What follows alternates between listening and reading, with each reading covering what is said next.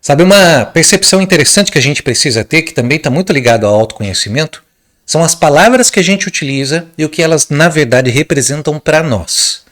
Nem sempre a gente vai trazer a mesma representação que muitas outras pessoas, ou uma representação que a gente viu no dicionário, e cada pessoa pode carregar experiências sobre essas palavras. Vamos pegar um exemplo aqui para ficar mais claro? Vamos pegar a palavra disciplina. Se na sua infância você teve disciplina, como por exemplo, essa criança é uma criança disciplinada. Ou seja, é uma criança que é organizada, é uma criança que consegue estabelecer uma boa conexão com as regras que tem, é uma criança que é educada, é uma criança que se alimenta bem. Então essa construção a partir da palavra disciplina traz para você experiências que colocam você a lidar bem com a sua realidade. Agora vamos supor que ao invés de disciplinada no sentido de organizada, você ouviu muito uma disciplinada no sentido de essa criança precisa ser disciplinada. Falta disciplina para essa criança. Essa criança não consegue estabelecer aí uma ordem na sua vida. Ela precisa, de alguma forma, ser educada. Se você trouxe construções da palavra disciplina num sentido ruim, então, toda vez que você se deparar com esse contexto dessa palavra, você vai também estabelecer uma conexão ruim com a sua realidade. As construções que você teve na infância, daquilo que você expressa, daquilo que você aprendeu a expressar, vão influenciar naquilo que você está lidando com a sua realidade hoje. Então já parou para pensar nas palavras que você utiliza e no sentido que elas têm para você? A palavra disciplina para algumas pessoas pode soar como organização, como ordem. Para outras pessoas como obrigação, como algo ruim.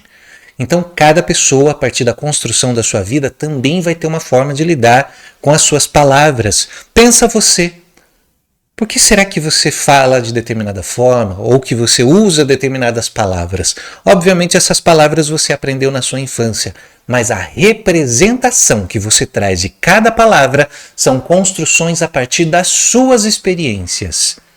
Então pensar o que cada palavra representa para você também está ligado a se conhecer. Eu trouxe o exemplo da palavra disciplina, eu poderia falar qualquer outra palavra aqui que você trouxesse para a sua imaginação. Vamos pensar, por exemplo, na palavra casa. Se eu falar a palavra casa, você vai pensar numa casa do seu jeito. O fato, quando a gente fala de autoconhecimento, não é especificamente a casa, a imagem, mas como você formou essa casa, por que você trouxe essa casa, por que essa representação dessa casa, com essa cor, com esse telhado, o que isso significa para você? Dependendo do contexto dessa casa, você também vai ter uma representação sobre ela. Pode ser boa, pode ser ruim.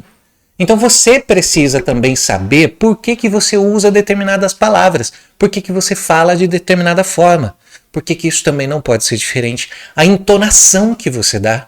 Por que você dá determinada entonação para determinadas expressões que você usa? Por que talvez essa entonação não traga tanta segurança? E por que você fala dessa forma? Por que você utiliza essas palavras com essas representações? Então pensar no autoconhecimento também é pensar no contexto daquilo que você está expressando, daquilo que você está falando e o que isso significa para você. Ressignificar alguma coisa, seja no contexto da psicanálise, seja em qualquer outro contexto, é dar uma nova representação para aquilo que antes você via de uma forma. É você inserir um novo contexto para aquilo que você representava antes de uma forma ruim. Então, se você tem alguma expressão que para você é ruim, de repente vale a pena você pensar nessa expressão, nessa palavra. Se você tem alguma dificuldade com uma entonação de um termo que você usa, a fala que você traz, o jeito que você fala, talvez seja importante você pensar por que você se expressa dessa forma. Isso é autoconhecimento. É pensar em você e é pensar na perspectiva de como você aprendeu a se relacionar a isso. Como você aprendeu a reagir diante de determinada situação. Porque nós reagimos a partir do imaginário que nós criamos. E a partir desse imaginário nós vamos ter um contexto das experiências que nós tivemos. Vou trazer um outro exemplo.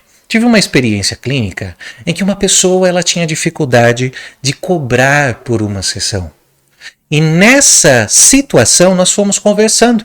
O que é essa palavra? Primeiro toda a expressão em si, mas depois o que essa palavra representava para ela.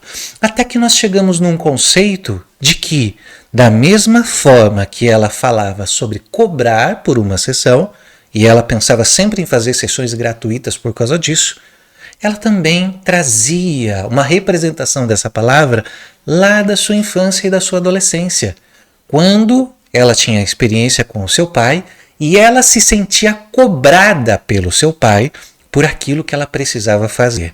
Então, no contexto que ela trazia das suas próprias sessões, cobrar às vezes parecia algo ruim, mas ela não entendia por quê.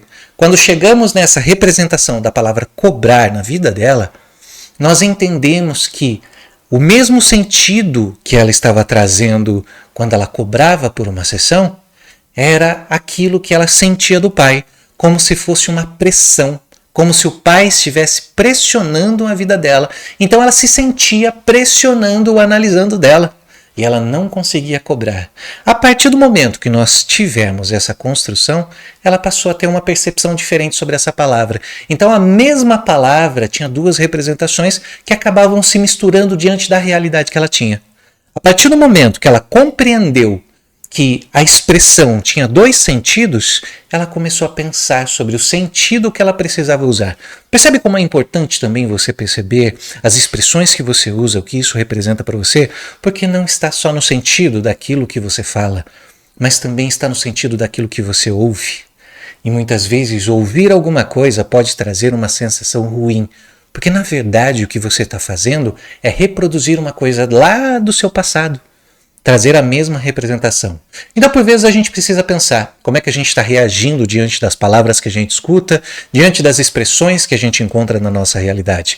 Por vezes, vale a pena a gente refletir no seguinte: às vezes, não é aquilo que as outras pessoas estão falando ou aquilo que nós estamos expressando, mas é o sentido que a gente traz por aquilo que a gente escuta e aquilo que a gente fala.